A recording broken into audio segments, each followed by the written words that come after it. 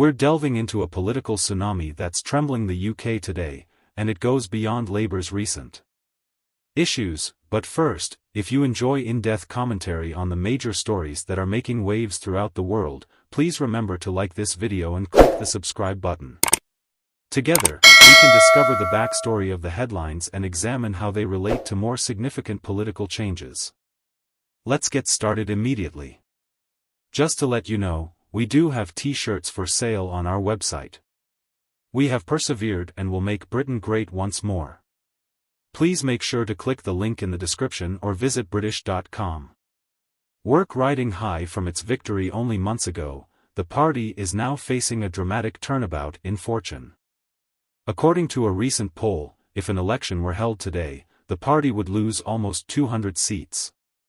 This is a wake-up call for Prime Minister Keir Starmer and his administration, as it comes to voter backlash over rural tax policies and the unexpected rise of Nigel Farage's Reform UK.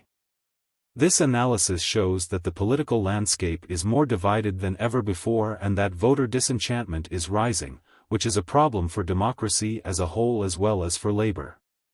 Could this be the end of Britain's two-party system? What can be learnt from this abrupt change?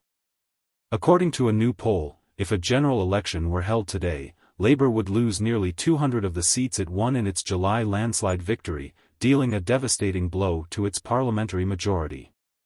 The findings pose a serious challenge for Prime Minister Keir Starmer, whose government has come under increasing fire in the first few months in power, according to the think tank seat-by-seat analysis. According to the Sunday Times, the Conservatives would gain 87 seats from Labour. 26 to the SNP and 67 to Reform the UK. An intensive MRP multi-level regression and post-stratification produced the results. These estimates, which are based on analysis of poll data from over 11,000 respondents, show a more divided political landscape than before, with Labour's previous dominance fading under intense political and public scrutiny. Local opposition and particular problems. The West Country, which was once hailed as a key symbol of Labour's expanding appeal, has seen the most significant inroads during the party's July triumph.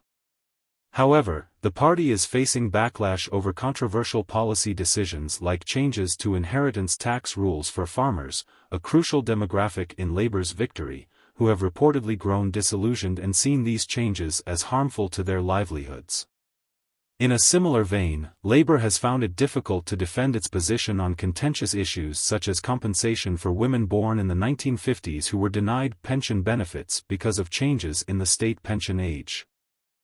The government's refusal to provide compensation has alienated a core group of voters, many of whom had backed Labour in the hopes of a more compassionate approach to social justice. The analysis's most notable feature may be the swift ascent of Nigel Farage's Reform. The UK is expected to gain 72 seats, up from just 5 during the July reform. The UK would consolidate its status as a disruptive force in British politics by surpassing the Liberal Democrats as the third largest party in Parliament. The party's assertions that its membership has surpassed those of Conservative parties have contributed to the story of its expanding impact on reform in historical Labour strongholds where voters express dissatisfaction with what they perceive to be broken promises and unclear messaging from the Starmer government. The UK appears to be especially appealing. Labour's senior leadership will not be spared by the fallout, as 7 cabinet members are expected to lose their positions. Among the famous casualties is Angela Rayner, the Deputy Prime Minister. The loss of Ilford North to an independent candidate by Home Secretary Yvette Cooper and Health Secretary West Streeting highlights the vulnerability of even well-known MPs in this unstable political environment. The poll also shows an increasingly divided electorate, with the traditional two-party system under unprecedented strain. According to the projection, 271 seats, or more than 40% of the total, would be held by one with less than a third of the vote. The Conservatives, despite regaining ground with 222 seats up from 121, would still fall short of a majority, while the SNP and Liberal Democrats would see modest gains and losses, respectively, as smaller parties continue to challenge the status quo. This fragmentation makes it more difficult to achieve a stable majority government. Labour is predicted to secure only 228 seats, down from 412. The executive director of More in Common, Luke Tr., made a statement. Without a doubt, a lot of voters have found the Starmer government's beginning to be disappointing and far different from the typical election honeymoon. Our model predicts that Labour would lose almost 200 of the seats they won in the July election. The polling shows that many voters are dissatisfied with how Labour has handled important issues, such as the means testing of the winter fuel allowance and other budgetary measures that are thought to disproportionately affect low- and middle-income households. These early decisions have damaged trust in the government's ability to fulfill its commitments, which has implications for both Labour and the nation. These findings serve as a sobering reminder of how unstable modern British politics are for Labour and highlight the urgent need for a change in direction. Without a compelling story to win back disenchanted voters, the Starmer government needs to address the notion that it has not brought about significant change, especially in areas that were crucial to its triumph. Labour puts Conservatives at additional risk of estrangement. The poll provides some promise, but it is not without difficulties. While the party would win back a large number of seats, it also falls short of a majority, suggesting that faith in established political systems is still shaky. With no party predicted to win a majority, the UK's surge further complicates the political landscape and adds an unpredictable factor to the nation's election calculus. The consequences for Britain's political future are significant. As the Starmer government faces increasing pressure to turn around its fortunes, the possibility of a hung parliament looms large. Such an outcome would certainly usher in an era of coalition politics, forcing parties to navigate a complex and contentious political landscape. It is unclear whether Labour can regain its prominence or if the nation is about to enter a more divided and divisive political era, but this survey serves as a sobering reminder of the enormous stakes involved.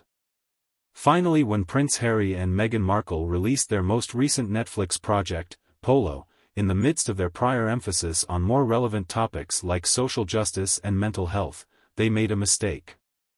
The Duke and Duchess of Sussex, who left the working royals in January 2020 and relocated to California, are executive producers of the 5-part series that premiered earlier this month.